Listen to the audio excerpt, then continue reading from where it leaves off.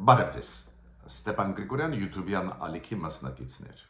Ողջունում եմ ձեզ բոլորիդ, այսօր օգոստոսի 9-ն է։ Մենք շարունակում ենք մեր աշխատանքը։ Այսօր մենք կշարունակենք մեր վերլուծությունը, մեր քննարկումը կապված Վաշինգտոնյան գագաթնաժողովի հետ, որը անցավ 1 տարի առաջ։ Երեք մենք սկսեցինք դա վերլուծել, ներկայացնելով Նիկոլ Փաշինյանի հրապարակած նամակը կապված Վաշինգտոնյան գագաթնաժողովի հետ, երեք մենք մանրամասն վերլուծեցինք այդ նամակը։ Այսօր մենք այս ուսումնասիրությունը կշարունակենք։ Ինչու՞։ Քանի որ երեք նախագահ Դոնալդ Թրամփը զանգեց հեռախոսազանգեր ունեցավ եւ Նիկոլ Փաշինյանի հետ եւ Իլհամ Ալիևի հետ, երեք Նիկոլ Փաշինյանը նախաձեռնեց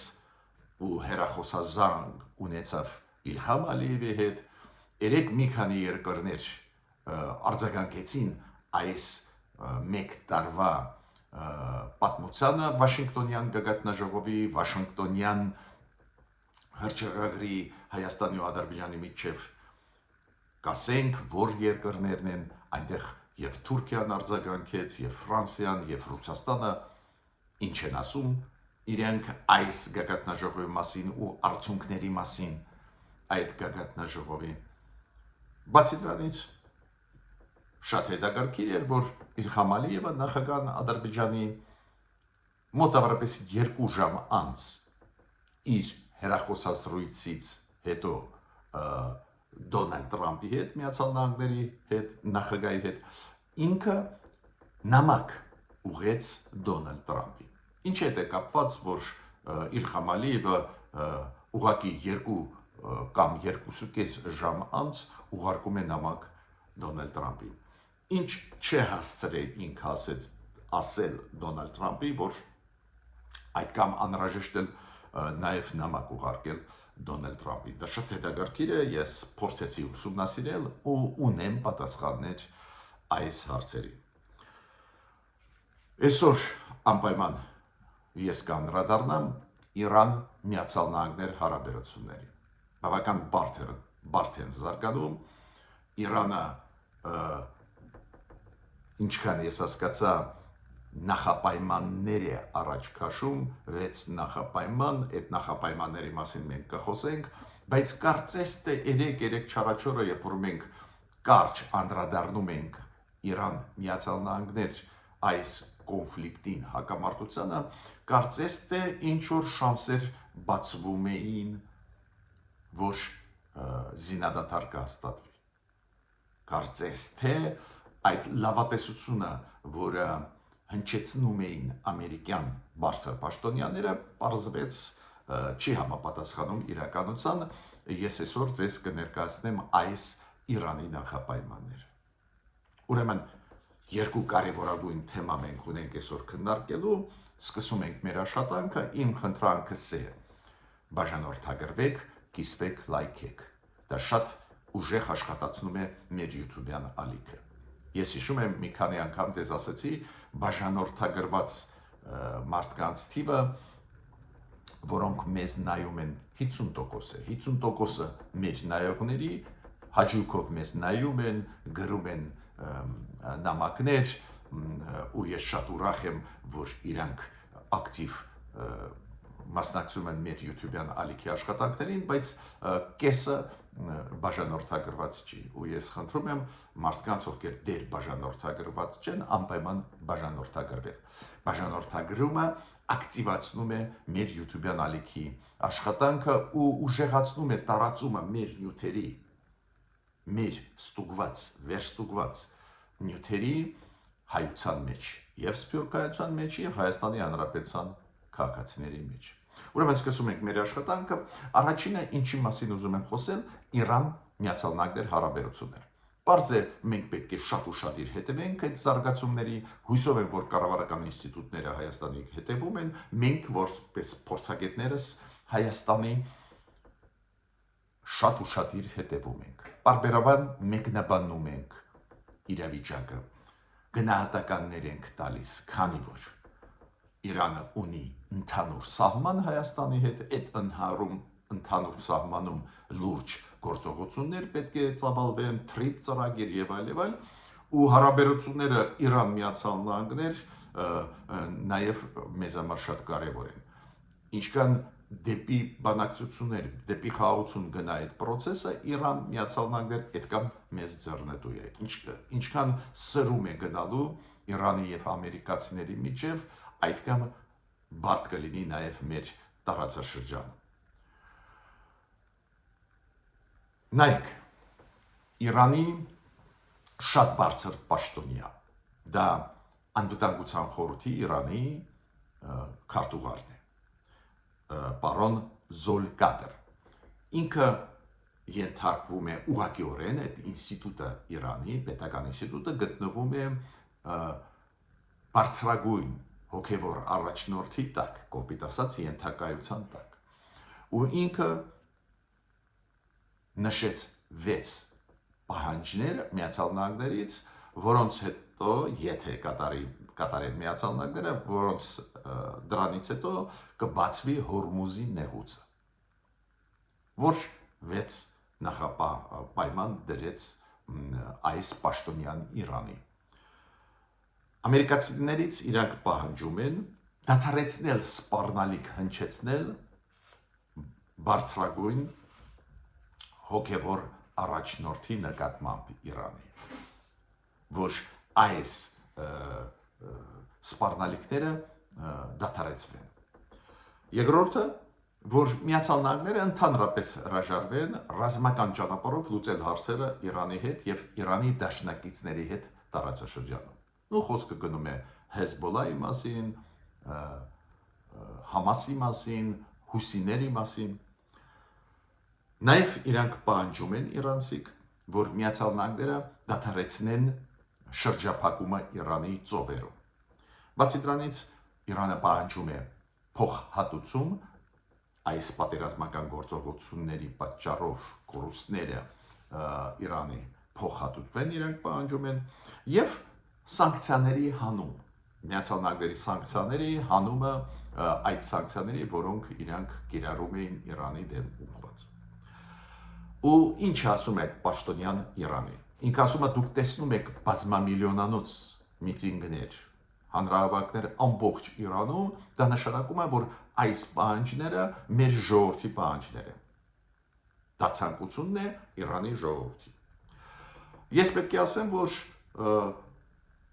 այն լավատեսությունը, որոնք հնչեցնում էին Ամերիկայի պաշտոնյաները վերջի ժամանակներս, ես նույնիսկ ներկայացրել եմ ձեզ այդ լավատեսությունը, օրինակ 2 օր առաջ ֆինանսների նախարարը Միացյալ Նահանգների ասում էր, որ մի քանի ժամ մնաց, որ մենք զինադադարի պայմանագրին կվերադառնանք նորից Իրանի հետ,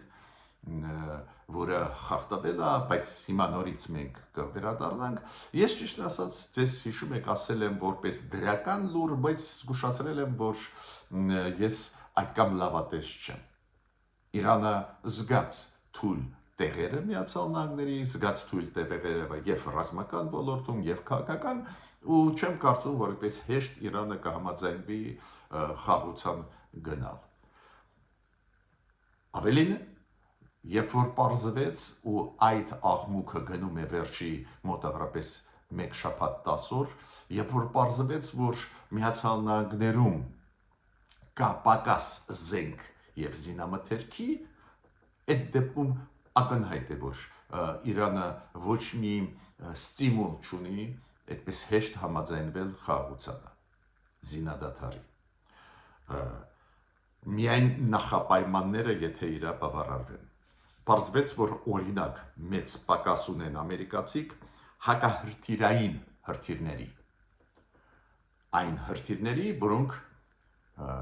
խփում են, ոչնչացնում են Իրանի հրթիռները։ Պարզվեց, որ ունեն իրանք ամերիկացիք պակաս, ու դա է պատճառը, որ դեր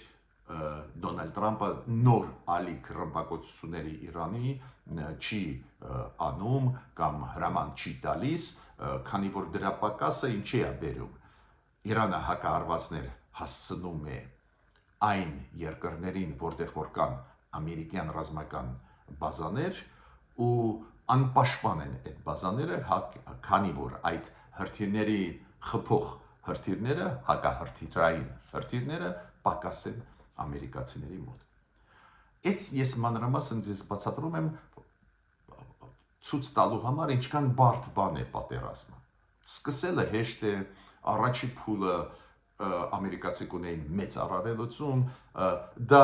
ինչ որ չափով ավելի հեշտ էր գնում, հիմա պարզվեց, որ այդքան հեշտ չի, Իրանը պարզվեց ունի եւ բանակ, ունի եւ հնարավորություններ արտադրել հրթիռներ, անօթաչու սարքեր ու հակահարվածներ տալ, թույլ կողմը պարզվեց Հորմուզի նեղուցն է, ինչքան էլ ուժեղ չլինել ամերիկացիք իրանցիք կարողանում են այս Հորմուզի նեղուցը փակ պայել կամ վերահսկել իրավիճակը,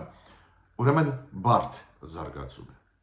Մենք ինչի պետք է ուշադիր հետևենք, ու ես կոչ եմ անում մեր պետական ինստիտուտներին ուշադիր հետևել, քանի որ դա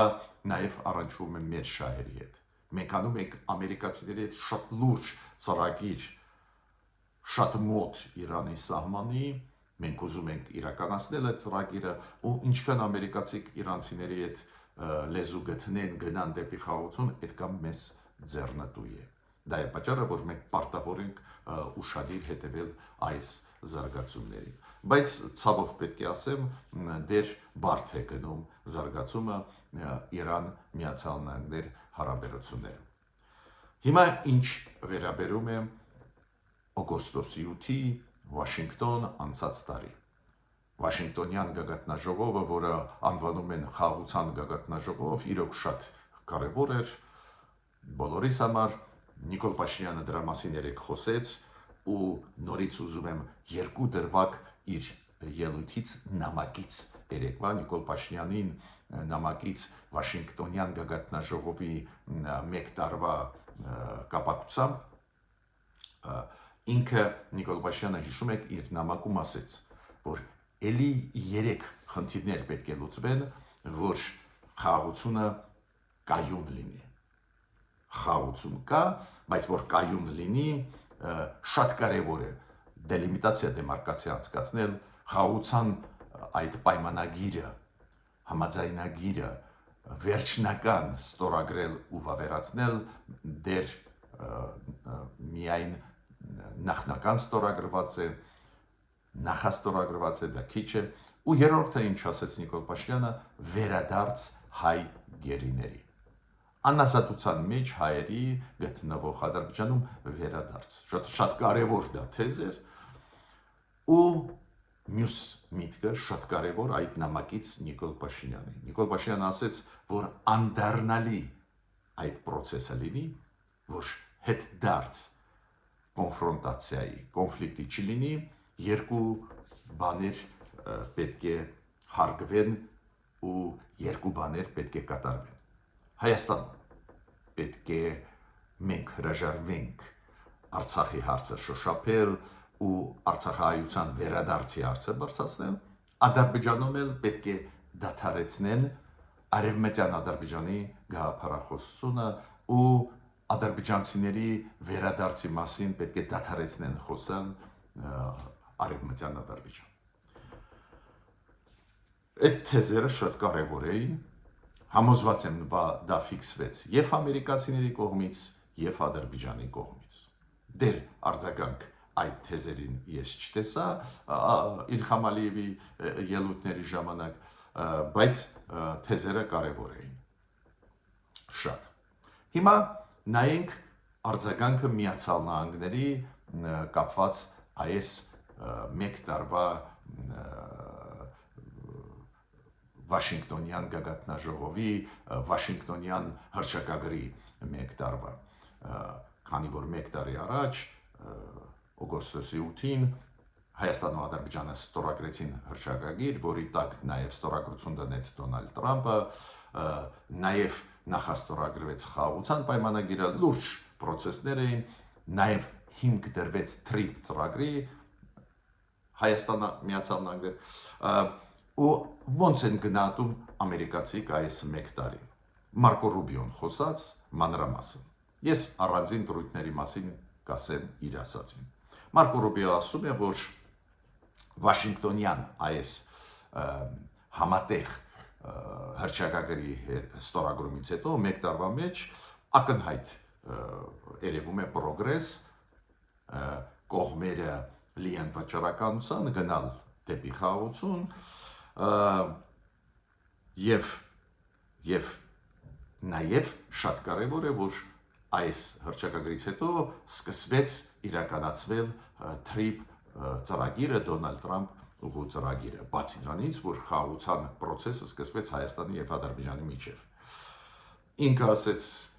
Մարկո Ռուբիոն, որ մեծ դեր ստեղ խաղաց հենց Դոնալդ Թրամփը, որը ընդունեց Սպիտակ տանը եւ Նիկոլ Փաշինյանին եւ Իլհամ Ալիևին ու վերջ դրվեց այս հակամարտությանը։ Ինքը ասեց, այս 12 ամսվա մեջ շատ բաներ արվեցին, օրինակ Մարկո Ռուբիոն ասում է, որ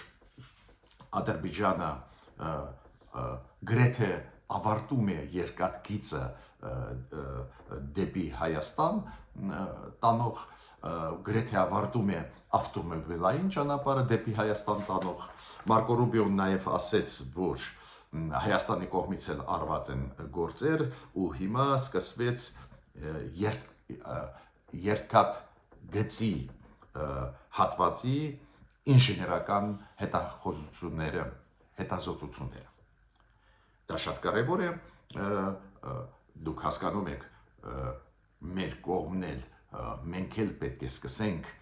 շինարարական աշխատանքներ մեգարի երկաթգծի, ավտոմոբիլային ճանապարհների, բայց մենք մի քիչ հետ ենք ընկած,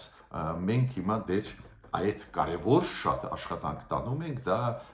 ինժեներային աշխատանքները այս ճանապարհի։ Ու դա նշեց Մարկո Ռուբիոն։ Ու Մարկո Ռուբիոն ասեց, այդ TRIP ծրագիրը իր մեջ ներառում է ենթակառուցվածքների վերականգնում, ստեղծում եւ երկաթգծի մասին է խոսքը ինքը ասեց, եւ ավտոմոբիլային ճանապարհի մասին է խոսքը, եւ էներգետիկ ոլորտի մասին է խոսքը, եւ կաբելային, մալուխային ծրագրերի մասին է խոսքը։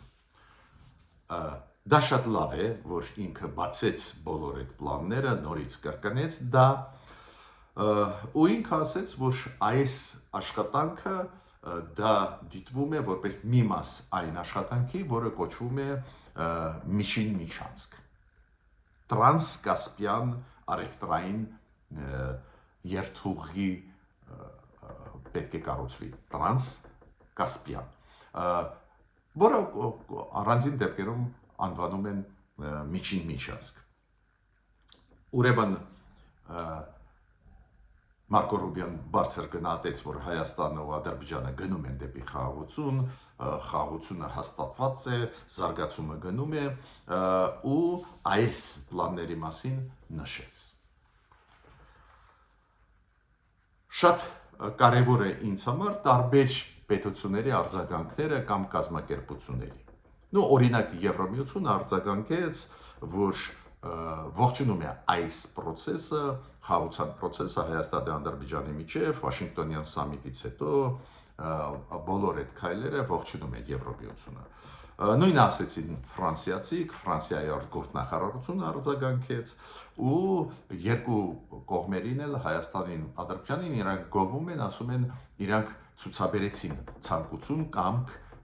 խաղաղության դեպի գնալ։ Մեծ Բրիտանիայի դեսպանատունը Հայաստանում հայտարարությունով հանդես եկավ նույնատիպ Ուիտկոֆը, դուք գիտեք, այդ կարևոր դեմք է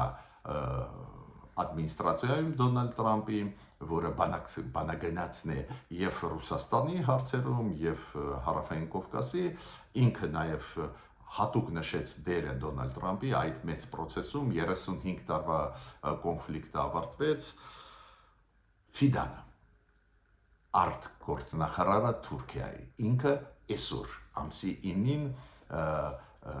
անդրադարձավ այդ թեմային։ Ինքը ասեց, որ Անկարան միշտ այդ շարժումը դեպի խաղաղություն Հայաստանի ու Ադրբեջանի միշտ ողջունել են ու ինչով կարող են աջակցեն։ Ու ինքը ինչ գումարեց։ Ու ինքը ասում է այս խաղաղության պայմանագիրը, զարգացումը, ուժեղացումը իրանք ողջունում են, ու ինքը ասեց մենք ունենք մեր տեսլականը կապված Հարավային Կովկասի անվտանգության համակարգի։ Մոտ ապագայի անվտանգության համակարգի մենք ունենք մեր տեսլականը։ Հետաքրքիր է իմանալ ինչ տեսլական ունի Թուրքիան այս Հարավային Կովկասում նոր իրավիճակի զարգացման հետ կապված եւ նոր անվտանգային համակարգի ստեղծման հետ կապված, դա շատ հետաքրքիր է, բայց Ֆիդանը ասեց մենք գիտենք ինչ ենք մենք ուզում որ լինի Հարավային Կովկասում։ Ռուսաստանը, պարզ է Մեդվեդևը խոսեց, ասեց որ արևմուտքը կդավաճանի Հայաստանին, երես կթեքի Հայաստանից, այն պայից հետո երբ որ Հայաստանը դադարի լինել գործիք արևմուտքի համար Ռուսաստանի դեմ կմոռանան իրենք Հայաստանը,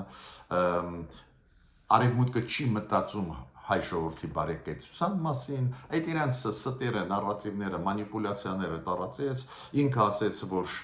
մոտ ժամանակներս կլինի խորը ճգնաժամ Հայաստանում, քանի որ կտրվում են կապերը տնտեսական նաև այդ Ռուսաստանի հետ, այո, Ռուսաստանն էլ արձագանքեց այդ Վաշինգտոնյան գագաթնաժողովին, այդպես որ այս մերձեցումը Հայաստանի արևմուտքի հետ ոչ մի լավ բան չի բերի, մենք գիտենք այդ իրանց ստերը, իրանց նարատիվները, շատ չեմ ուզում խորանալ այդ թեմայի մեջ, դուք էլ գիտեք դրա մասին, բայց Ռուսաստանը արձագանքեց Մեդվեդևի շուրթերով։ Մեդվեդևը Ռուսաստանի նախկին նախագահն էր։ Փաշինյանը զանգեց Ալիևին, մեր կողմից դա նախաձեռնված էր, Հայաստանի կողմից, Ալիևի հետ խոսացին, ու ես չեմ կրկնի այդ իրանց ասածը, այդ հեռախոսազրույցի բովանդակությունը, քանի որ իրանք ֆիքսեցին բոլոր այդ քայլերը, որոնք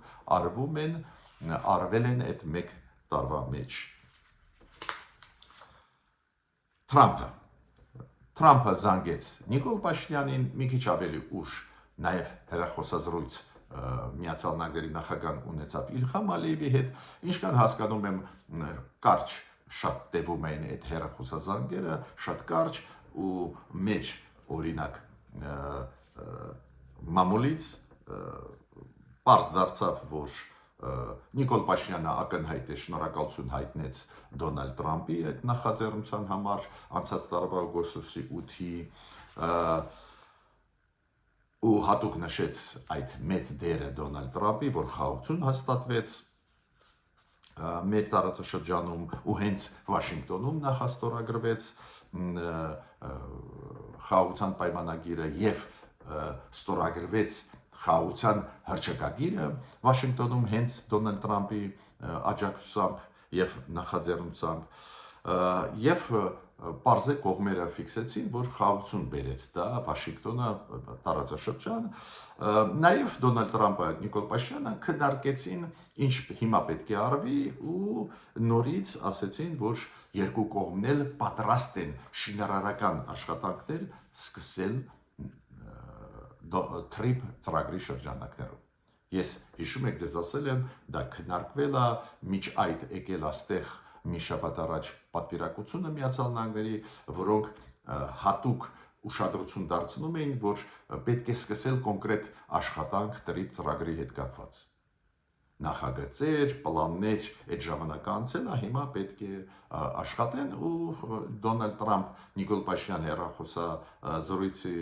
ժամանակ այդ ֆիքսվել է, որ կողմերը, երկու կողմերը պատրաստ են այդ շինարարական աշխատանքը սկսել։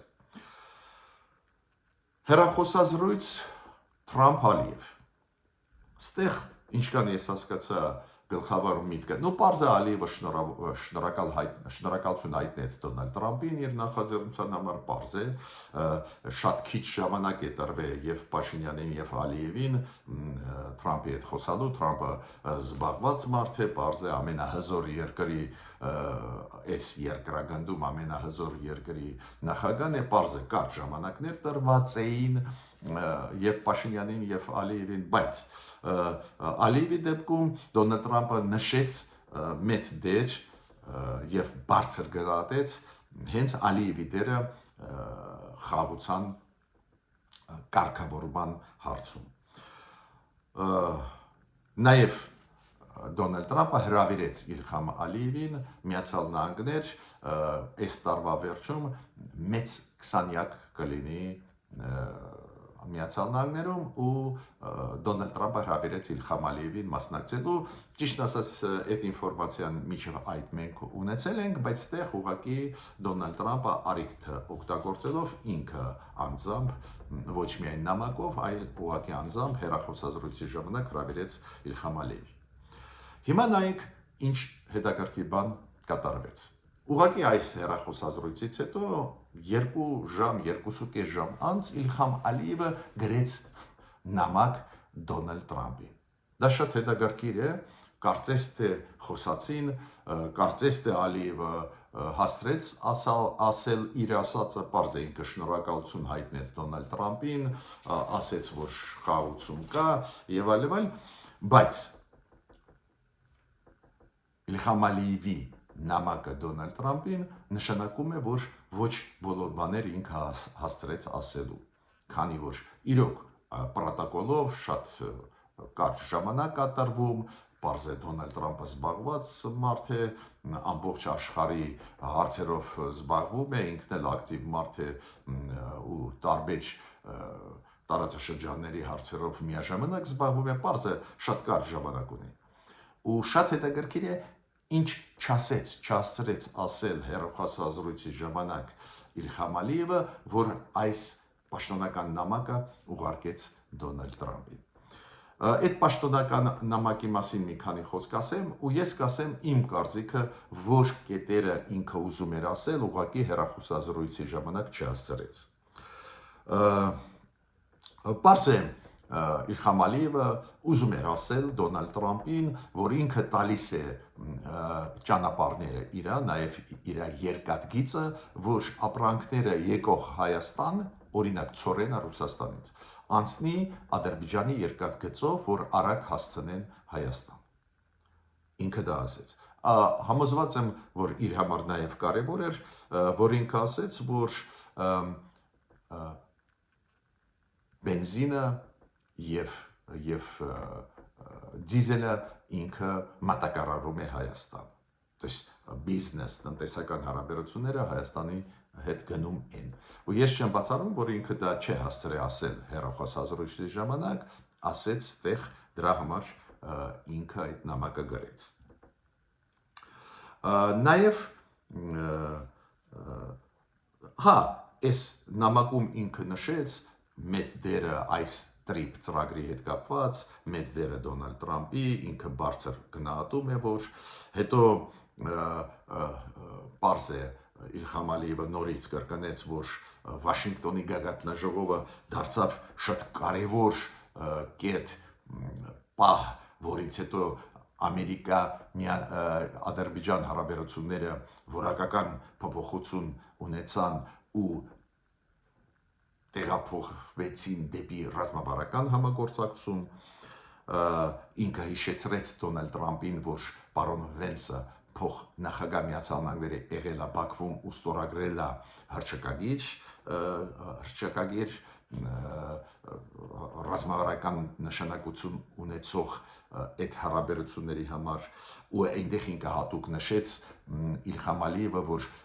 բարձր տեխնոլոգիաների ոլորտում, որ պետք է համագործակցի Միացյալ Նահանգները Ադրբեջանի հետ արհեստական բանականության ոլորտում այս մասերը կասկած ես չունեմ, նաև այս մասերը ինքը ուզում էր ասել Դոնալդ Տրամպին ու չհասցրեց ասել հեռախոսազրույցի ժամանակ, քանի որ Ադրբեջանը հետևում է այն ակտիվ զարգացումներին, որոնք գնում են Հայաստան Միացյալ Նահանգներ, Ադրբեջանը գիտի, որ երկու արհեստական բանականության հետ կապված գործարաններ բացվեցին Հայաստանում, մեկը Գագարինում, մյուսը Ռազդանում, երեք Նիկոլ Փաշինյանը ունեցել է ելույթ Ռազդանի այդ գործարանում ու Ռազդանում կլինի շատ մեծ գործարան, արհեստական բանականության Միացյալ Նահանգների հետ միասին կառուցված Գագարինում սկսեց գործել, հիմա Ռազդանում հիմք են դնում, ուստեղ ներդրումները կհասնեն 1 միլիարդ դոլարի, Ալիև դա ամեն ինչ գիտի ու իմ կարծիքով ինքը ուզում էր ասել Դոնալդ Տրամպին, այս ոլորտները մենք էլ ուզում ենք ձեզ հետ զարգացնել։ Բայց կարևորագույն հարցը ինչու Իլհամ Ալիևը գրեց նամակ Դոնալդ Տրամպին միջդեռ ունեցավ 2-2.5 ժամ առաջ հեռախոսազրույց Դոնալդ Տրամպ ինքը շնորհակալություն հայտնեց Դոնալդ Տրամպին ինչու համար։ Դուք գիտեք, որ այդ հայտնի 907-րդ բանաձևը, որը ընդունվեց կոնգրեսի կողմից 1992 թվին ազատության աջակցության ակտի հետ կապված, այդ ակտի 907-րդ բանաձևը կամ ուղումը, այս ուղման հետ կապված Դոնալդ Տրամպը, դուք գիտեք, ընդունեց որոշում, որ կասեցումը այդ կամ ժամանակավոր կասեցումը երկարաձգվի էլի 1 տարով ու Իլհամ Ալիևը շնորհակալություն հայտնեց, որ այս հարցը լուծվեց Դոնալդ Տրամպի կողմից, որ այդ 907-րդ ուղումը այդ օրենքի Միացյալ Նահանգների կապված ազատությունների հետ, որ այդ ուղումը էլի 1 տարով սարեցվի, հետաձգվի։ Ավելին Իլհամ Ալիևը ասեց, որ ինքը շնորհակալ է, քանի որ դրա շնորհիվ պատմական արդարությունը վերականգնվում է։ Իմ կարծիքով այդ հարցն էլ կարևոր էր Իլհամ Ալիևի համար հիշեցնել Դոնալդ Տրամպին այս հարցի հետ կապված։ Պարզ է կոնգրեսը այս փոփոխությունը չի կատարի, ես չեմ տեսնում տենդենց, որ կոնգրեսը 907-րդ բանաձևից հրաժարվի, բայց որ ադմինիստրացիան սարեցնում է գործելը այդ բանաձևի, գոնե դա Ադրբեջանի համար շատ կարևոր է ու ես կարծում եմ այս պատճառներից մեկն էր նաև, որ Իլհամ Ալիևը նամակ գրեց Դոնալդ Տրամպին։ Ես ավարտեցի իմ այսօրվա ելույթը, մինչ նոր հանդիպումներ։